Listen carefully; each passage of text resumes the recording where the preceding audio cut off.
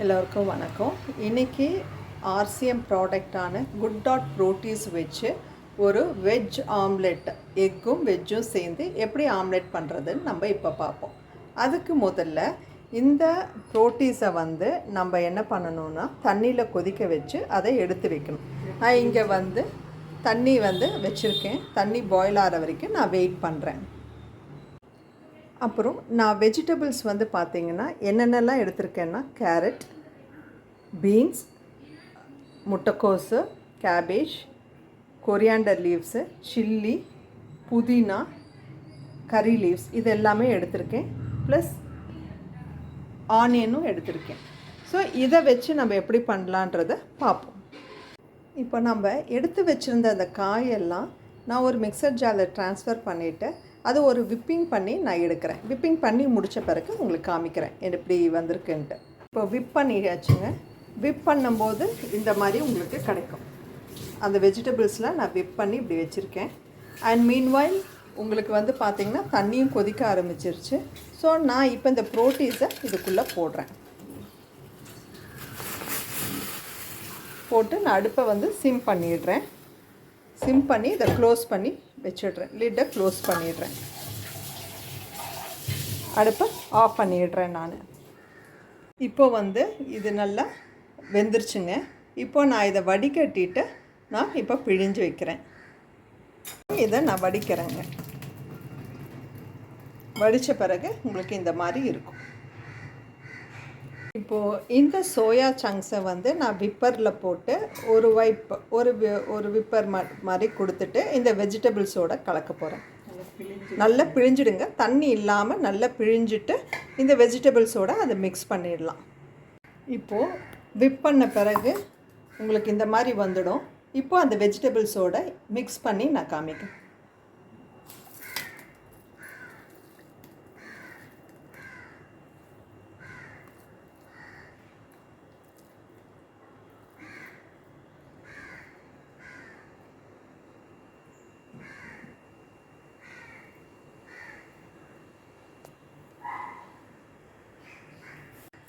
So இந்த மாதிரி mix பண்ணி நீங்கள் வச்சுக்கோங்க.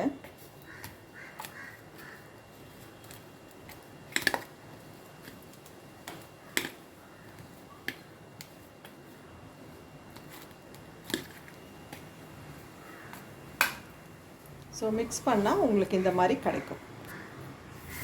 இப்போது நான் ஒரு வாணலியில் நம்மளோட ஆர்சிஎம்மோட ஆயில் ஆட் பண்ணி இப்போ அதில் எண்ணெய் காஞ்ச பிறகு கொஞ்சம் கடுகு போட்டிருக்கேன். கடுகு பொரிஞ்சதும் வெங்காயம் கொஞ்சம் ஆட் பண்ணுவோம்.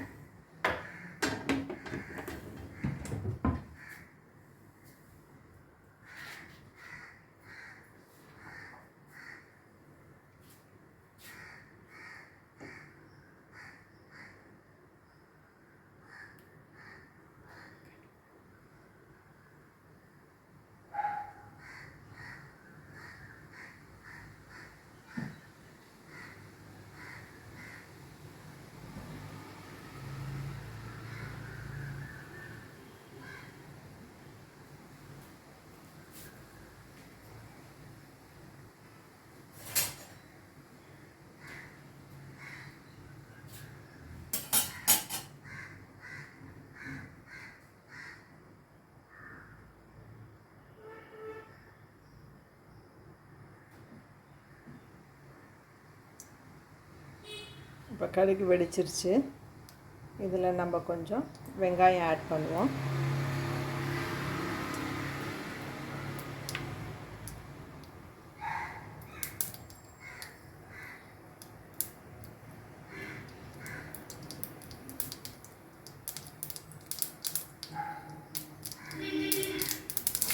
இதில் ஆனியன் கொஞ்சம் ஆட் பண்ணுறோம். பண்ணிவிட்டு நம்ம அடுப்பை கொஞ்சம் சிம் பண்ணியாச்சு.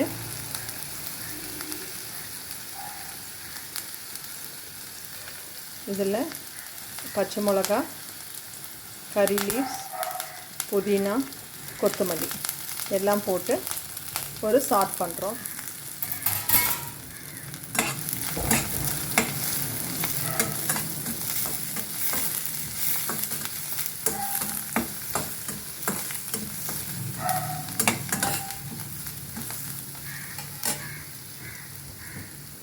கொஞ்சமாக உப்பு சேர்க்குறோம்.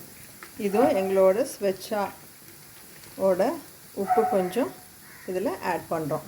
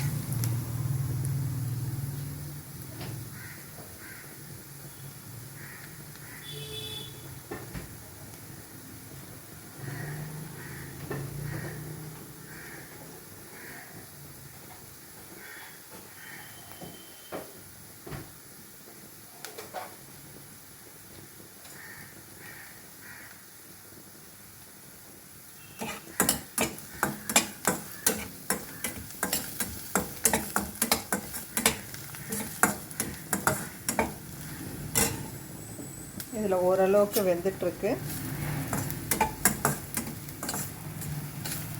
இதில் நம்மளுக்கு தேவையான கொஞ்சம் இஞ்சி பூண்டு பேஸ்ட்டும் இதில் கலந்துக்கலாம் ஃப்ளேவருக்காக. இஞ்சி பூண்டு பேஸ்ட்டு நம்ம வீட்டிலையே தயாரிக்கிறோம்.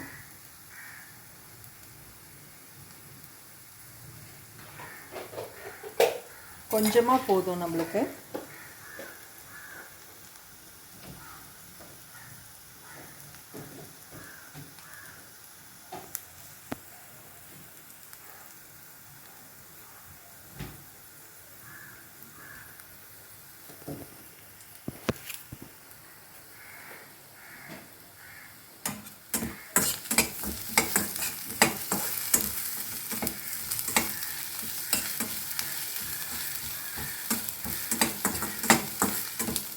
ஸோ இதெல்லாம் கொஞ்சம் நல்லா வணங்கின பிறகு ஆல்மோஸ்ட் வணங்குற ஸ்டேஜ் வந்துடுச்சு.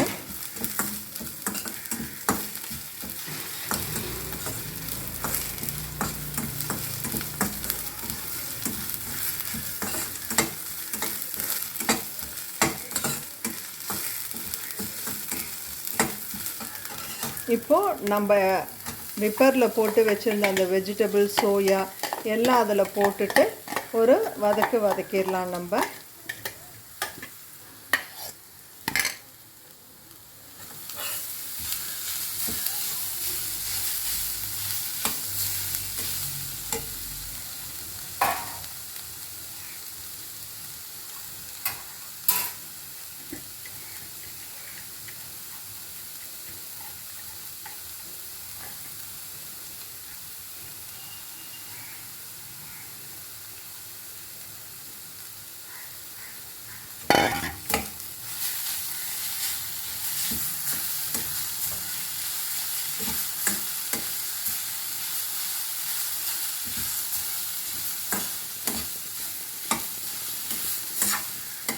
இந்த இது செய்கிறது ரொம்ப ஈஸிங்க. குழந்தைங்களுக்கு ரொம்ப விரும்பி சாப்பிடுவாங்க. நம்ம ஒரு 10 நிமிஷத்தில் இது செஞ்சிடலாம். இது மார்னிங் பிரேக்ஃபாஸ்ட்டுக்கும் குழந்தைங்களுக்கு கொடுக்கலாம், ஈவினிங் ஸ்நாக்காகவும் கொடுக்கலாம். பசங்களுக்கு இது ரொம்ப பிடிக்கும். ஹெல்த்தியும் கூட. நம்மளோட ப்ரோட்டீன்ஸில் ப்ரோட்டீன் எல்லாமே இருக்குது. ப்ளஸ் வெஜிடபிள்ஸ் சாப்பிடாத குழந்தைங்க கூட இந்த மாதிரி பண்ணி கொடுத்தா அவங்களுக்கு வெஜிடபிள்ஸும் அதில் போய் சேர்ந்துடும். ஸோ இதில் கொஞ்சம் நம்ம மஞ்சத்தூள், கொஞ்சம் நம்ம மிளகாய் தூள் இதில் ஆட் பண்ணிக்கிறோம் ஃப்ளேவர் அண்ட் டேஸ்ட்டுக்கு.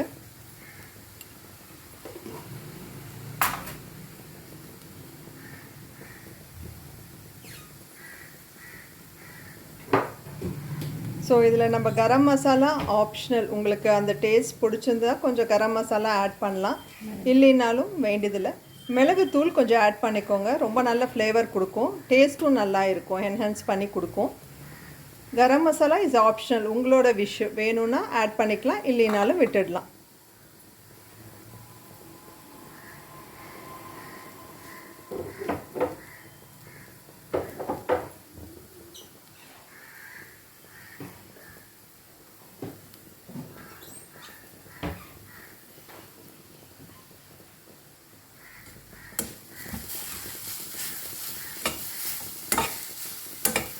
பார்க்கவே ரொம்ப கலர்ஃபுல்லாக இருக்குது. டேஸ்ட் அதோட ரொம்ப சுவையாக இருக்குங்க.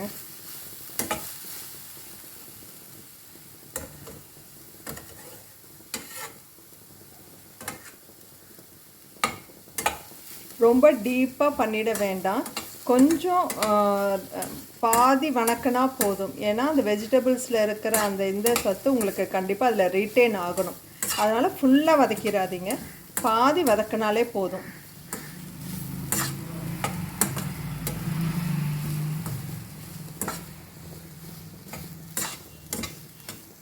வதக்கினதை ஒரு பவுலில் ட்ரான்ஸ்ஃபர் பண்ணி வச்சாச்சு. இப்போ இதில் முட்டையை அடித்து ஊற்றணும். நான் இப்போ 2 முட்டை எடுத்திருக்கேன்.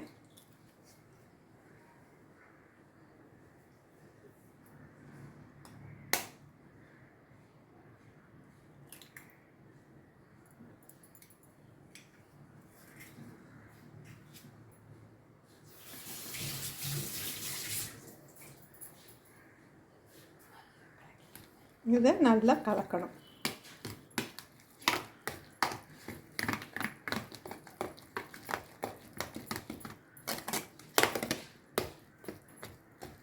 ஸோ இந்த கன்சிஸ்டன்சிக்கு வரும் உங்களுக்கு.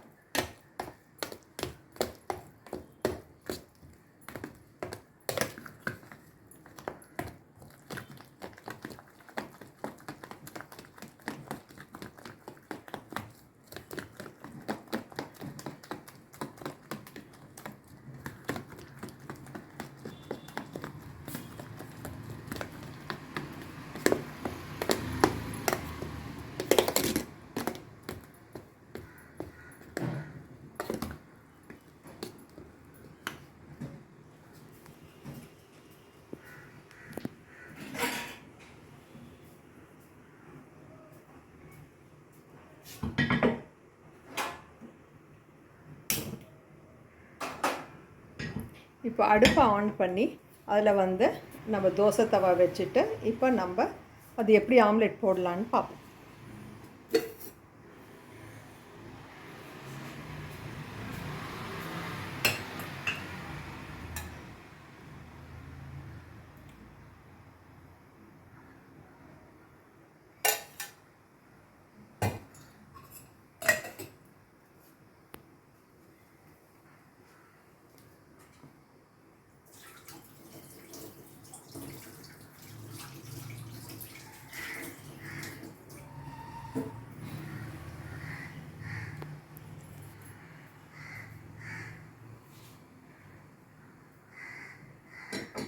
எண்ணெய் காயணுங்க, அதனால் கல் சூடாகணும், அதுக்காக வெயிட் பண்ணுறோம்.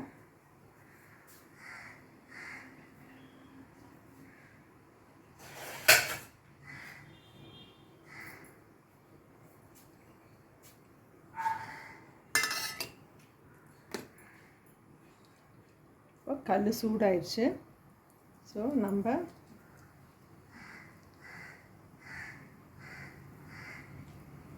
அடை தட்டுற மாதிரி இந்த மாதிரி தட்டிக்கணும்.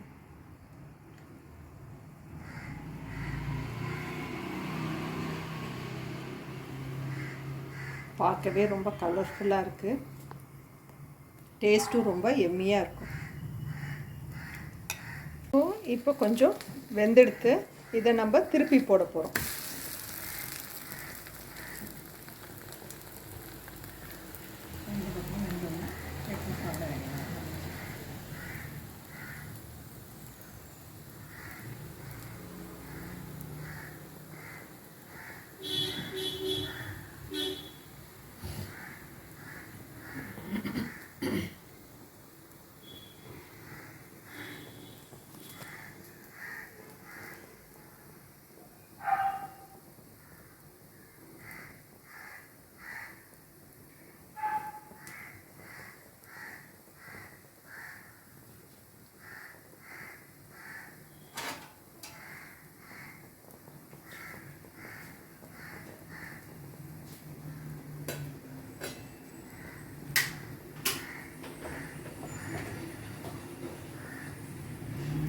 வெந்துட்டுருக்கு. இன்னும் ஒரு 2 மினிட்ஸு.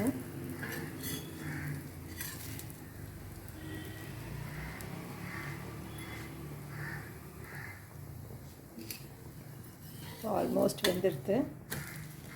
பார்த்திங்கன்னா நல்ல ஆம்லெட் டைப்பில் நல்லாவே வந்துடுது.